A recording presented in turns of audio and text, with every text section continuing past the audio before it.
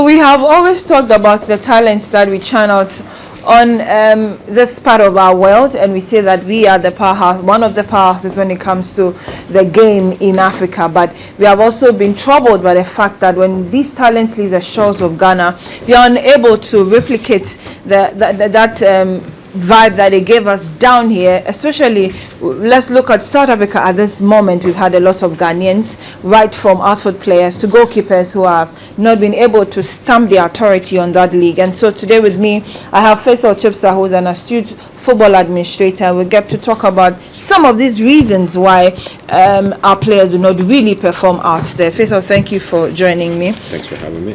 Okay, so first of all, we are not to downplay the quality of any league that is played apart from our own, but we see some exceptional talent down here, and we believe that year in, year out, when they leave the shores of Ghana, they should be able to at least replicate what they were doing here. But let's take South Africa for example. Our players have been there and have not really been able to strive like we would want them to. What really causes that imbalance?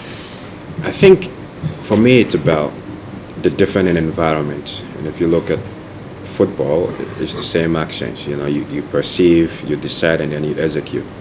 I think the difference here now is the amount of time and space that you have that makes the difference here. Again, if you're developing players for the future game, again, you have to give them the tools that needed to play the future game, not necessarily what you see now.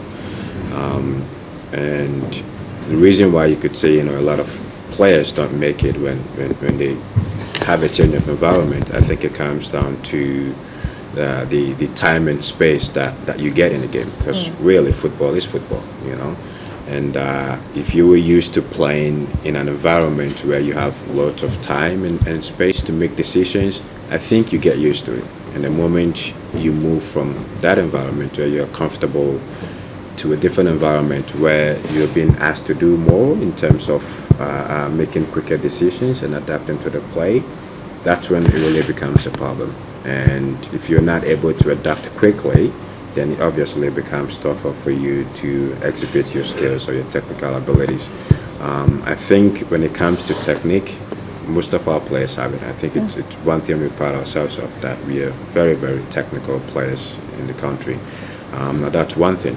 The other thing is you have to apply that technique within the context of the game, and sometimes you have to play according to the demands of the game.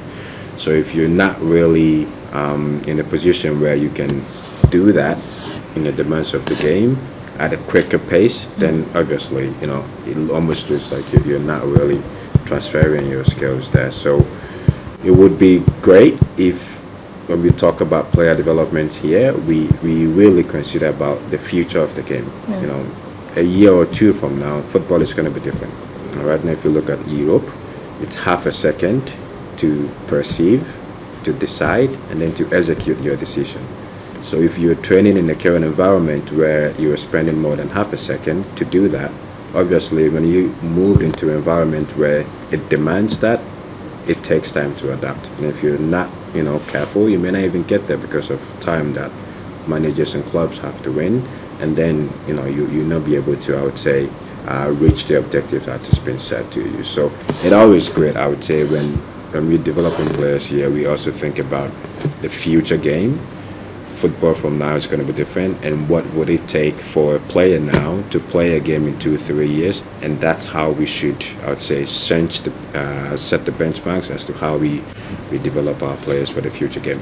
Because we can talk of a lot of our players, from Jonathan Mensah, John Pencil, even at a point we had a lot of our players that left, to even goalkeeper Richard Ofori at a point with Miles Beck and all that, Rashid Samuela. These are players that we saw play for our big clubs here, I would say Kotoko and the rest. And so if I get from what you have said right now, it looks like we are not developing them for the environment outside what we do here. I think that's the problem. That's the issue. I don't think it's about the technique. I don't think it's about their skills. They have it. It's what makes them who they are. But can you apply them in different environments? Can you think quicker? Can you make decisions quicker? And can you execute when there is pressure from the fans, pressure from the game, pressure from time? That's what the future game is about, and that's what the game is heading towards now. Again, if you look at more teams are defending in lower blocks now, so that means there is no space. You have to think quicker. Now, if you bring that into our game here, and Ghana Premier League, and you watch, you would see lots of space in the game where it doesn't really ask much of a player to make that decision and execute. So when you get used to that, and then you move into an environment where it's different, now it takes time to adapt. And again, some teams may have the patience for you to adapt. Some teams may not, because coaches are getting pressure to win every weekend. And if they're not getting results, then obviously they have to look somewhere else. So that time and patience that we used to have back in the days, I don't think we have that anymore.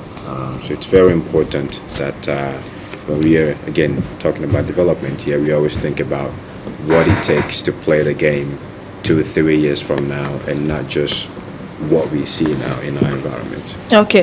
There's this particular player with New Dibiase, Mumuni Abubakar, very young and all, but then he went there and still failed.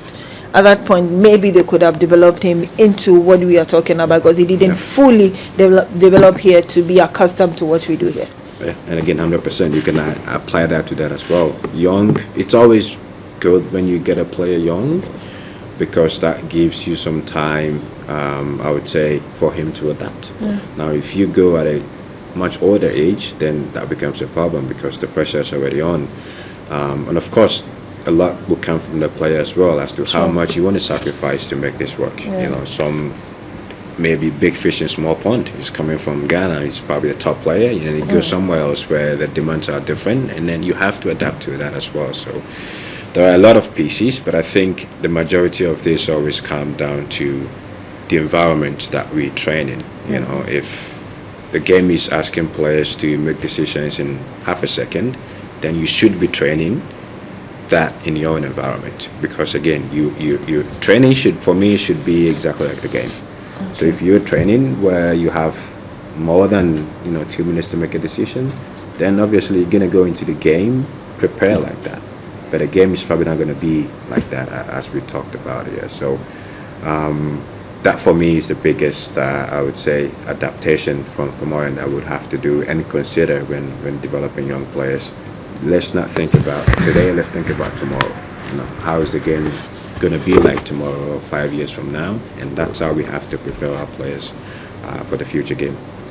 Okay, so thank you, Achako, we are done.